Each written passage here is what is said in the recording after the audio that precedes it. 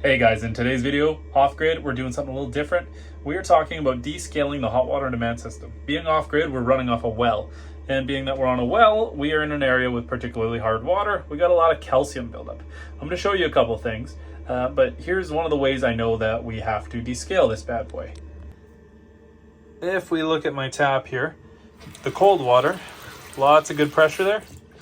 The hot water, barely any pressure. So that means that it's not just this little aeration filter, although I bet you there's going to be a lot of calcium in here because we do have quite a bit of hardness. So let's just take this guy off.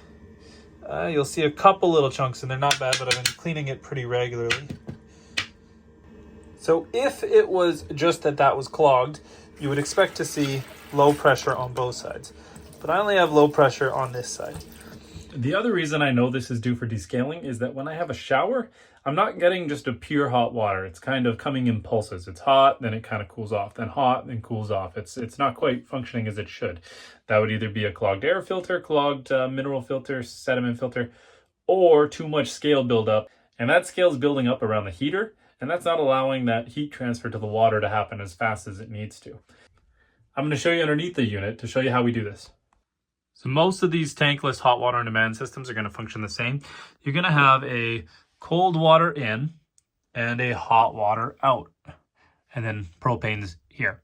So what I want to do is I want to actually drain this tank, and we're going to be pumping some vinegar through this side and then back out through this side. So these hot water demand systems, they don't suck water. They rely on the water pressure from your well pump. So in this case, we are going to be using a standalone pump. Some people will use a bilge pump. I'm using this Milwaukee battery powered pump. And we're going to push some vinegar through the system. What I'm going to do is I'm going to first drain the water out of it. And I find the easiest way to do that is I'm going to close off the cold water supply, hook up a hose to the hot water. And I conveniently have a shower here, but you could use a bucket or something. And then once I got my hoses hooked up, I find that loosening off this little sediment filter here, we could check it at the same time, but loosening that off there then allows the pressure to release. It's no longer airlocked and allows the water to dump out in the shower. At that point, I'm going to use the vinegar and pump vinegar through the system and cycle it for like 10 minutes. Now, I suspect I have some calcium buildup in my actual copper pipes as well. So once I'm done draining the water out of the system, I'm actually going to use the sink basin. I'm going to pour the vinegar in there, pump it through the system, back through the sink, and allow it to cycle. That's going to descale the unit. And then once the actual unit itself is descaled, I'm going to then turn the hot water tap on. Let's get started. So closer look. I've turned off the cold water supply, leaving this closed, and then I've closed off the hot water out to the house and opened up the drain line. And if you look here, nothing coming out yet. But as soon as I loosen off this filter here, as soon as I loosen that guy off, there it goes.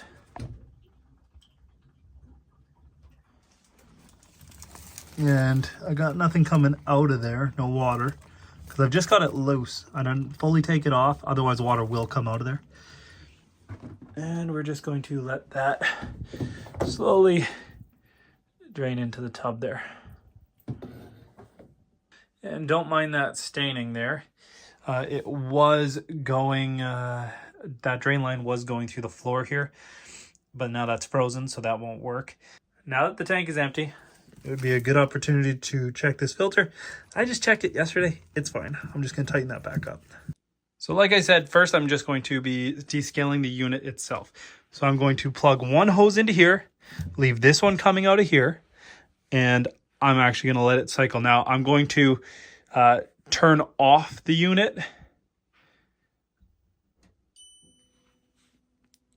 So I'm actually going to power the unit down because I don't want it to have a flame while I'm cycling product through there. I don't need it trying to heat up my vinegar.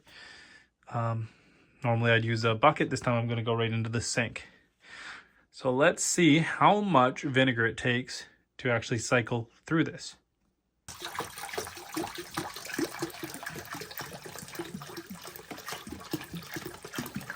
I mean, this question's kind of going to be a moot point because I think my sink can only hold so much.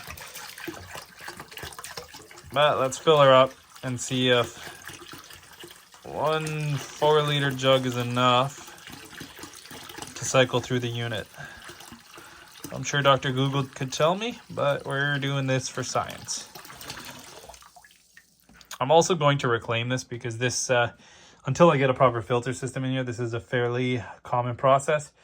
Every few months I'm having to do this. So I'm going to pump that all back into here when I'm done. So here's how I'm running it. I've got the vinegar there. It's going to suck in through there. Direction of flow. It's going to come in through this green hose, in through there. And then my blue hose, I am going to grab this guy.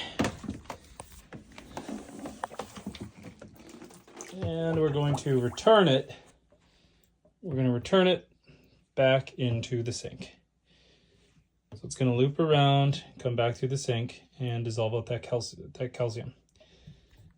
So we're going to fire this up and give it a go. I believe my pump leaks a little bit there. It's not the best hose end. I'm going to wrap it in a towel because nothing is worse than making your whole bathroom stink like vinegar. Okay, so here we go. You're going to see the chunks of calcium carbonate coming out of there, or the scale. So what's happening here is that the white vinegar is an acetic acid. The scale buildup is calcium carbonate. The quick science is that the calcium carbonate is not water soluble, but when we apply the acetic acid, the calcium carbonate becomes calcium acetate, which can be broken down with the water. You can see the water getting murky as we break down the calcium carbonate, and the chunks are dissolving into the water. And you're seeing here that we're getting quite a bit out of it. We also have to do the lines. And here's the pump setup. So we got going from the sink into the pump, into the hot water tank, back out. So we got to use 3 hoses here. And you can see all this buildup coming out of the hot water on demand system. So this was all around the heat sink, stopping it from being able to actually heat the water because this was crusting over top. So here I'm going to open up the hot water tap. This is going to allow it to actually go through the copper piping.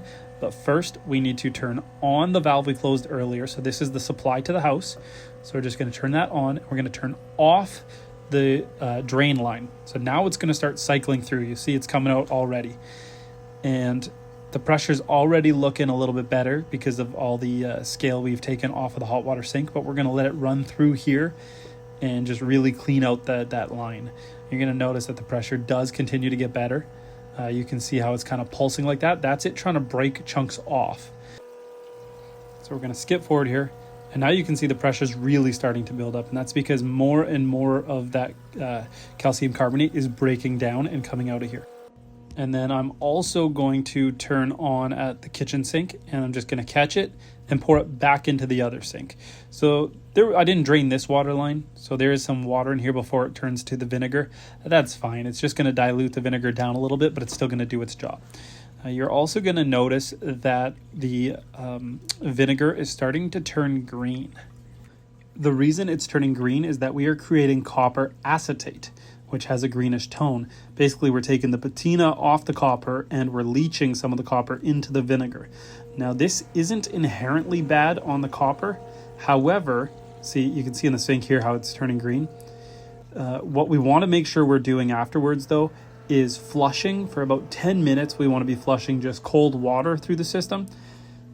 The creation of copper acetate isn't necessarily harmful on the piping, except if we let it sit.